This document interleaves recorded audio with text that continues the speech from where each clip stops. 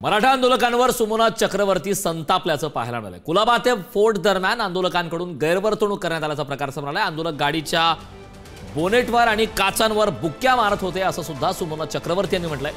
नशिबाने माझ्यावर पुरुष मित्र होता असं सुद्धा सुमोना चक्रवर्ती यांनी या दरम्यान आता प्रतिक्रिया दिली। सुमोना चक्रवर्ती यांनी नेमकी काय पोस्ट केलेली एकदा पाहूयात ग्राफिक्सच्या माध्यमातून। कुलाबा ते फोर्ट दरम्यानच्या प्रवासात आंदोलकांनी गैरवर्तणूक केली। आंदोलक गाडीच्या बोनेटवर आणि काचांवर बुक्क्या मारत होते। काही आंदोलक गाडीसमोर उघड्या पोटनिशी नाचत होते। 5 मिनिटांपेक्षा अधिक वेळ मी एकाच ठिकाणी थांबून होते। रस्त्यांवरून ना पोलीस होते ना कायदा सुव्यवस्था होती। रस्त्यांवर केळीच्या साली, रस्ते फुटपाथचा कब्जा करून आंदोलकांचं खाणं पिणं झोपणं आंघोळ स्वयंपाक सुरू होता।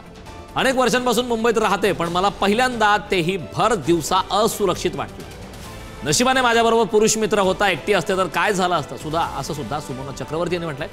व्हिडिओ शूट करावं म्हटलं होतं पण आंदोलक अजून चेकाळतील म्हणून व्हिडिओ शूट केला नाही। तुम्ही कोण आहात, कुठे आहात याला अर्थच नाही। शांततेची निदर्शनं बघितली, पोलिसांनी चिरडलेली बघितली, पण इथं कायदा सुव्यवस्थेच्या चिंधड्या उडाल्यात असं सुद्धा यावेळी सुमोना चक्रवर्ती म्हणाले।